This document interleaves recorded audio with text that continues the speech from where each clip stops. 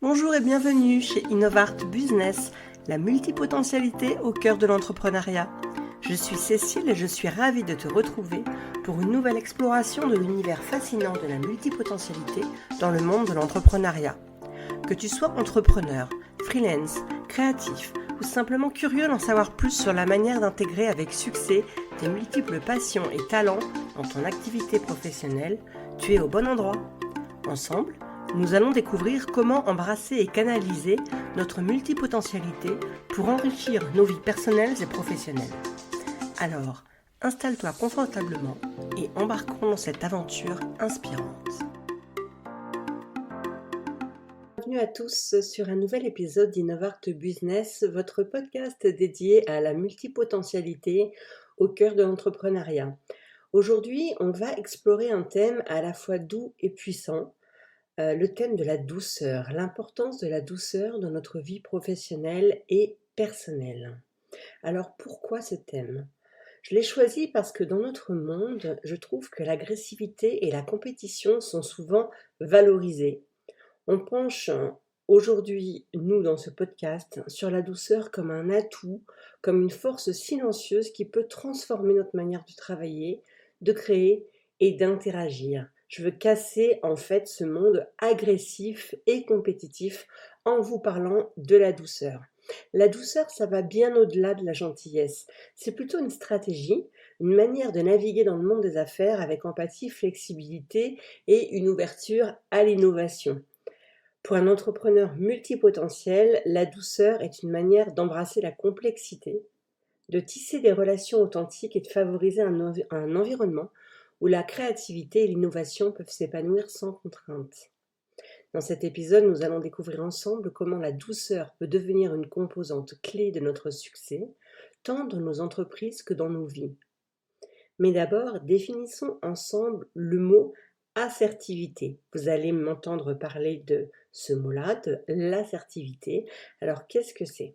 L'assertivité, ça désigne la capacité à exprimer ses opinions, ses besoins, ses sentiments de manière directe et respectueuse, sans agressivité ni passivité.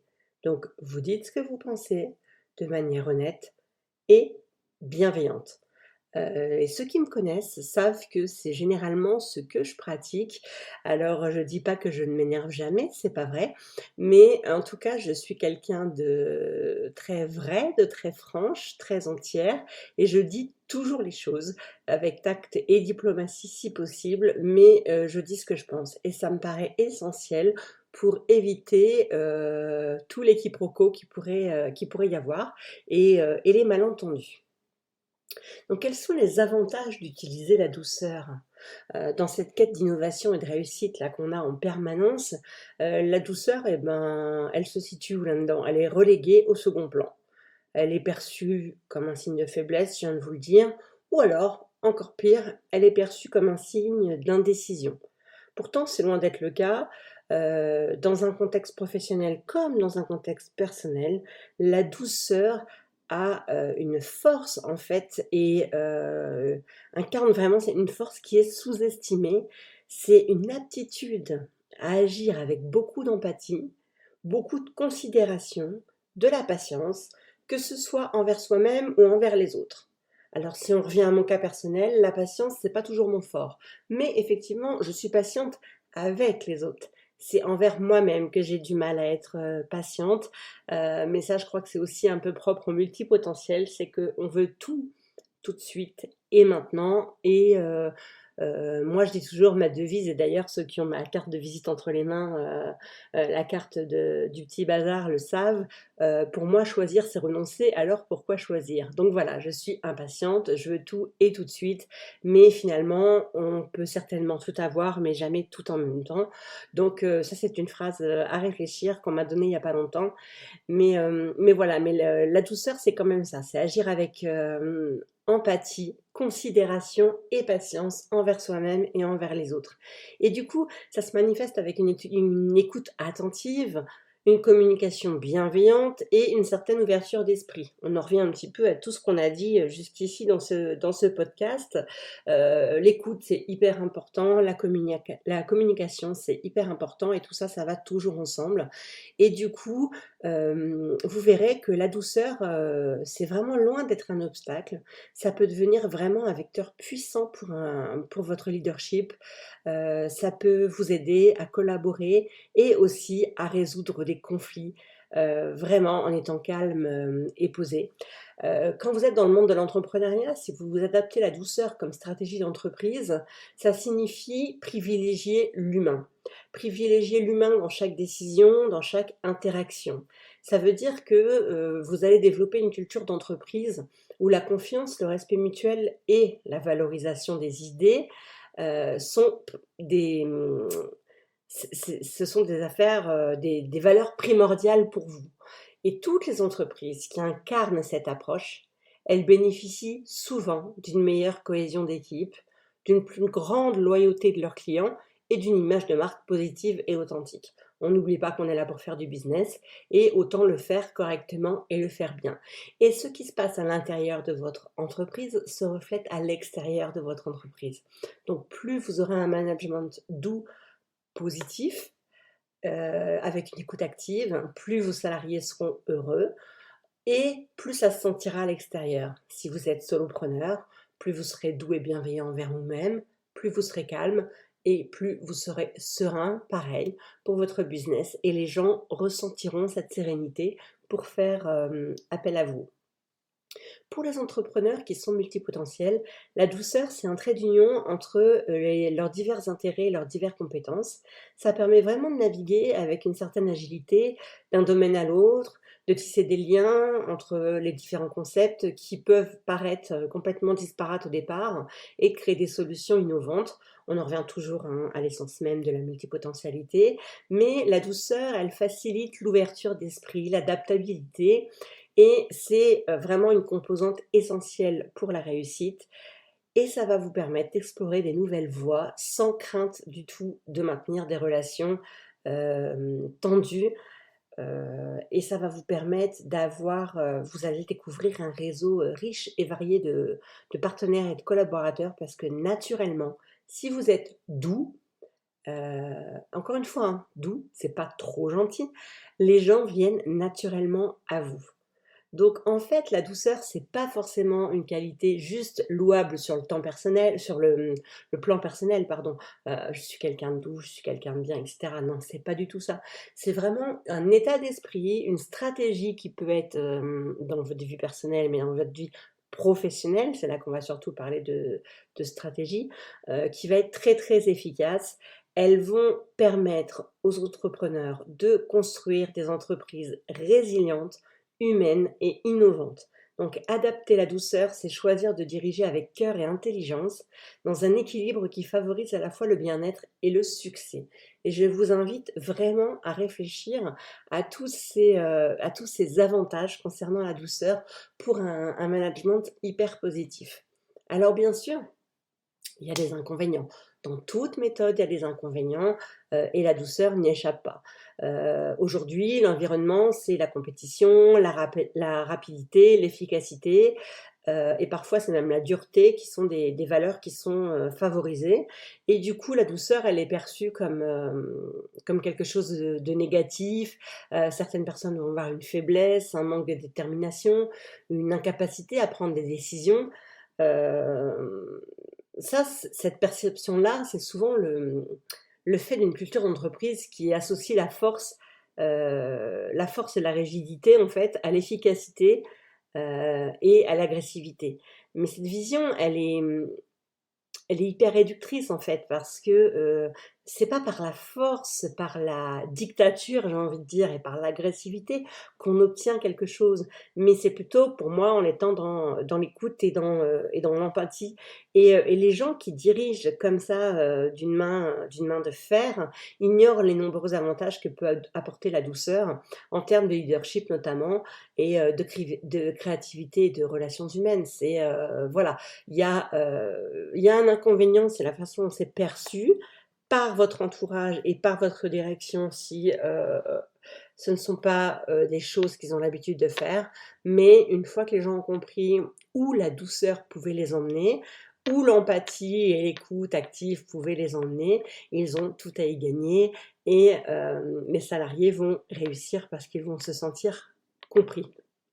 Par contre, il y a des limites dans la douceur.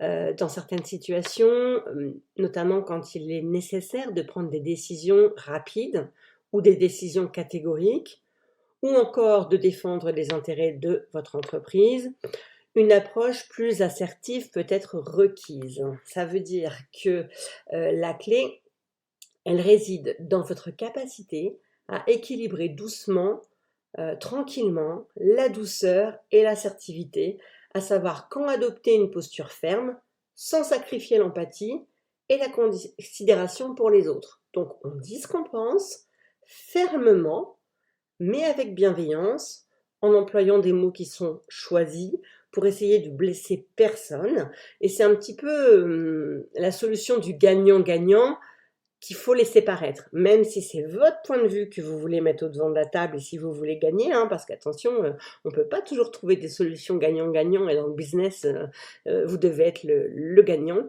Mais en présentant les choses de cette manière-là, vous verrez que vous allez y arriver beaucoup plus facilement que si vous arrivez avec vos gros sabots et des choses très brutales sur la table et en disant c'est comme ça et c'est pas autrement.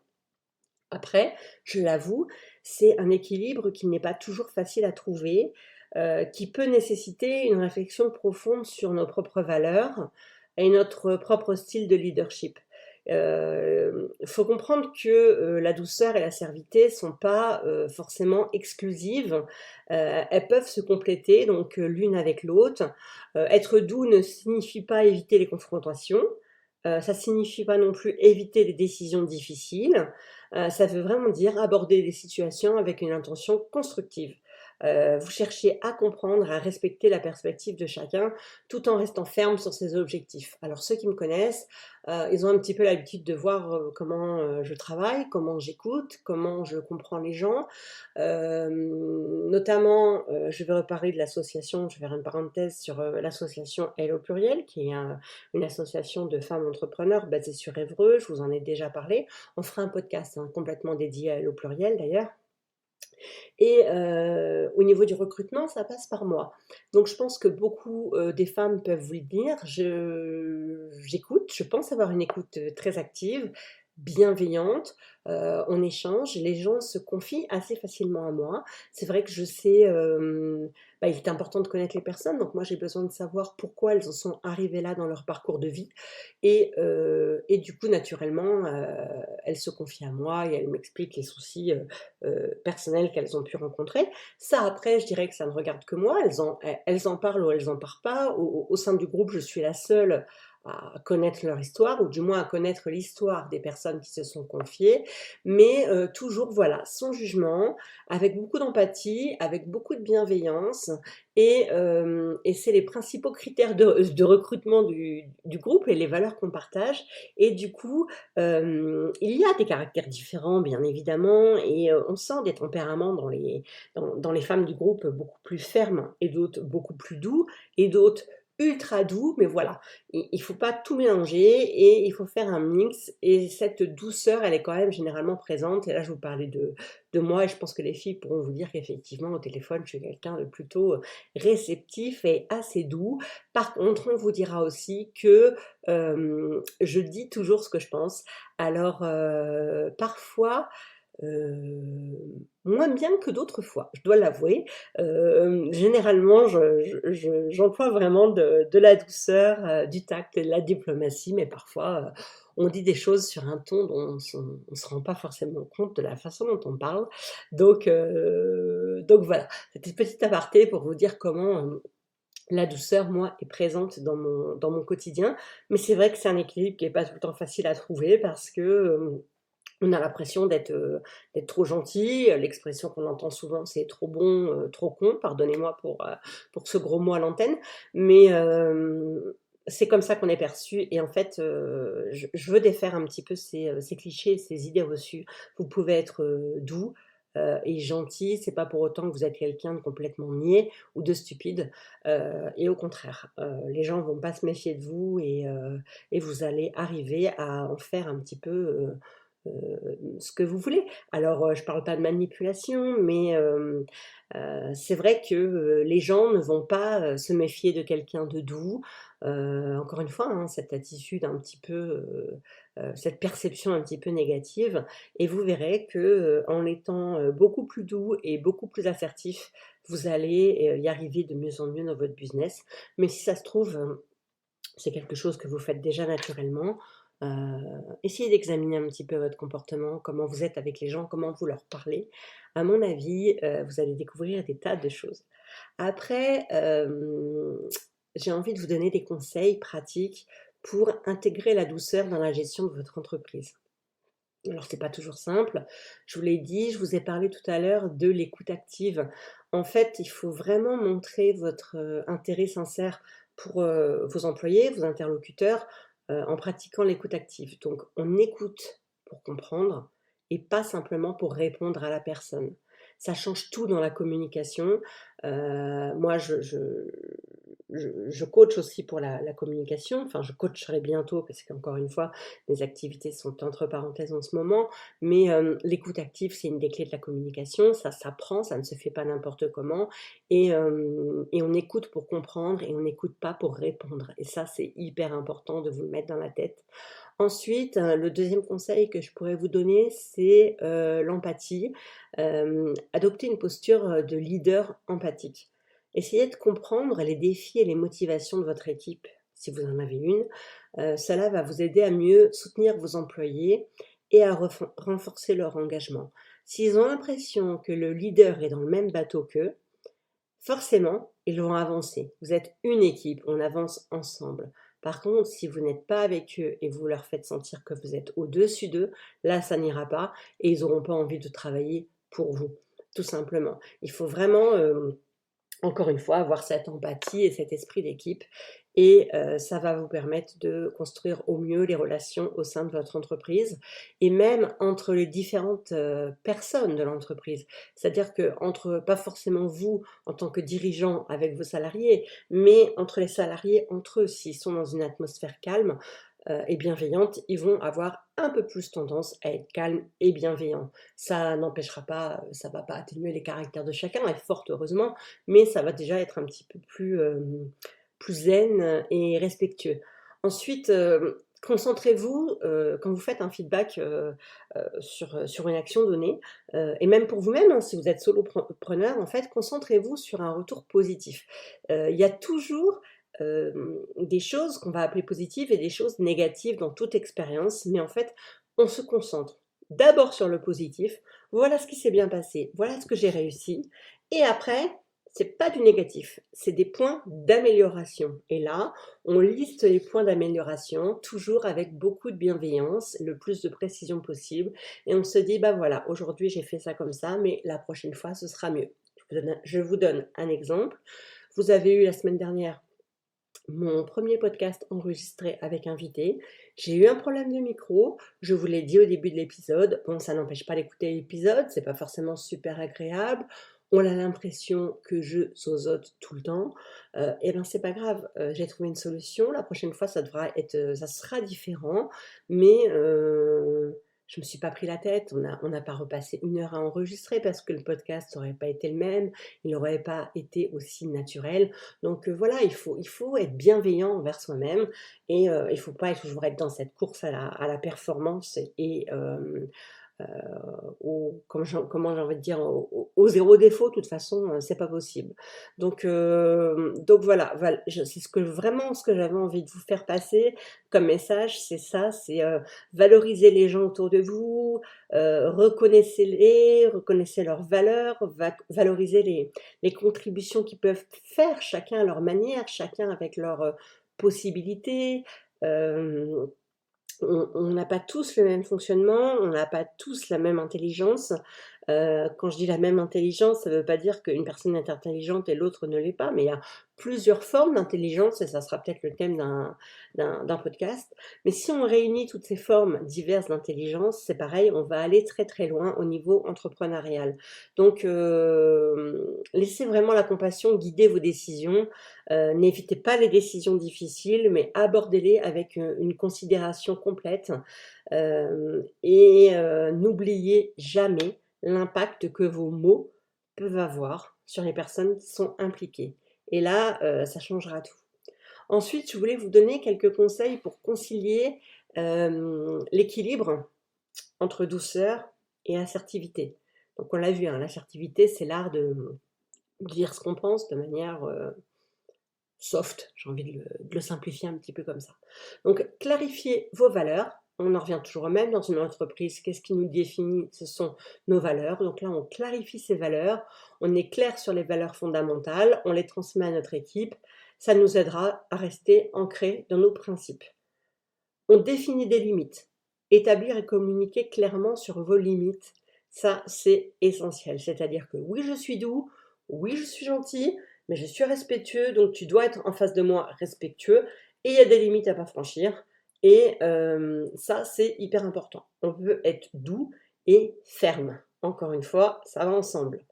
L'assertivité pardon, positive, c'est exprimer vos besoins et vos opinions de manière claire, directe, mais ne jamais être agressif. C'est vraiment une manière respectueuse de se faire entendre tout en restant ouvert aux perspectives des autres. Vous verrez, l'agressivité amène l'agressivité, la douceur amène la douceur. Et pour la gestion des conflits, il n'y a pas de secret, ça sera beaucoup plus simple. Les conflits, quand vous voyez un conflit au sein de votre entreprise, eh bien, essayez de faire encore une fois une solution gagnant-gagnant. Donc écoutez chacune des parties pour comprendre chacune des parties, essayez de forcer chacune des parties à avoir une compréhension mutuelle pour rechercher des solutions qui répondent aux besoins de tous de manière le plus équitable possible. Et ensuite, soyez flexible dans votre approche. Voilà, quand une situation nécessite plus de fermeté ou au contraire une plus grande douceur, eh ben, il faut savoir vous adapter tout simplement et ça, vous verrez au fur et à mesure, ça se fait tout seul. Et puis ça va dépendre de la personne que vous avez en face de vous. Il y a des personnes, vous allez être très doux, un management hyper positif et qui vont être au top de leur performance et vous allez avoir des personnes qui vont dire: «Ah bah lui, ou elle est beaucoup trop douce et du coup, je vais en profiter pour, justement me la couler douce». Et ben non, là, faut être ferme. Tu es là pour travailler dans un environnement qui est calme et bienveillant, mais pour bosser, quand même. Voilà, je vous ai dit pas mal de choses. On a déjà dépassé les 20 minutes et donc on le sait, hein, je suis quand même relativement bavarde. Mais donc on arrive sur la fin de ce podcast, sur la douceur dans l'entrepreneuriat, et aussi la vie personnelle. Mais soyez doux, avec les autres et avec vous-même et vous verrez que, ça va vraiment payer. Dissocier, la douceur de la simple gentillesse, faiblesse, ou une certaine niaiserie, qui pourrait être, perçue. Vraiment, encore une fois, la douceur lorsqu'elle est équilibrée avec l'assertivité, ça devient une force puissante qui vous permet de naviguer, avec, une certaine sagesse et une certaine compassion dans le monde compétitif des affaires et aussi bien au-delà. Donc, écoutez-vous, écoutez les autres, revenez vers moi. N'hésitez pas à me dire, ce que vous en pensez, comment vous utilisez la douceur, si vous l'utilisez ou au contraire si vous n'êtes pas du tout d'accord avec ce que je viens de vous dire. Vous savez que mon micro est ouvert, hein, et que je suis là pour vous écouter, pour accueillir des invités avec, grand plaisir. J'espère que, cet épisode vous a quand même inspiré à être doux, dans votre propre parcours puisque c'est quand même le sujet, que j'avais envie de partager avec vous, la notion que j'avais envie de vous transmettre. Je vais vous conseiller, une ressource, moi j'aime beaucoup, enfin plus écouter que lire. Mais j'aime beaucoup Thomas Danzbourg. Je vous mettrai un lien dans le descriptif de ce podcast. Thomas, il a écrit un livre notamment, enfin il a écrit plein de livres, mais il a écrit un livre qui dit «Cessez d'être gentil et soyez vrai». Être avec les autres en restant soi-même, et donc ça c'est une ressource qui est pas mal à lire. En fait, Thomas Danzbourg, il explore le concept de la CNV. Donc la CNV, c'est la communication non violente, et il met vraiment en lumière l'importance d'être authentique, à la fois avec soi-même et avec les autres. Il a la force de démontrer comment notre éducation, nous pousse, souvent à être trop gentils, peut mener à un manque de sincérité et à l'incompréhension. Donc il offre plein de clés pour apprendre à s'exprimer, à écouter, surtout à écouter, de manière beaucoup plus constructive, et pour favoriser des relations plus saines et plus équilibrées, et ça fait du bien. On a besoin de pause, de douceur, voilà, et encore une fois, c'est pas du tout, quelque chose de nier. Donc c'est vraiment ce que je voulais que vous puissiez retenir de ce podcast, et manager avec douceur, ou managez-vous avec douceur pour tous les solopreneurs qui nous écoutent, parce que c'est hyper important, la bienveillance, pardon, la tolérance et la douceur. C'est sur ces mots que je vous quitte pour cet épisode. La semaine prochaine, on aura à nouveau une interview, un podcast avec invité. Je vais essayer de varier tous les 15 jours, un podcast sur un thème bien défini et un podcast avec invité. Si vous avez envie d'être mon invité, contactez-moi évidemment. Si vous avez un thème que vous voudriez que j'aborde, contactez-moi aussi. Et si vous voulez proposer un thème et que vous voulez l'aborder avec moi, je suis aussi ouverte à la discussion. Donc n'hésitez pas. Sur ce, je vous souhaite une excellente journée. Et voilà, c'est tout pour aujourd'hui sur Innovart Business. Merci d'avoir été à l'écoute. J'espère que tu as trouvé de l'inspiration et des idées utiles pour appliquer la multipotentialité dans ton quotidien entrepreneurial. N'oublie pas, la diversité de tes talents, c'est une force, pas une faiblesse. Reste connecté pour de nouvelles histoires, de nouveaux conseils, des discussions passionnantes dans notre prochain épisode. D'ici là, continue à explorer, créer et innover. Si ce podcast t'a plu, n'oublie pas de le noter 5 étoiles sur ta plateforme d'écoute préférée. À très bientôt.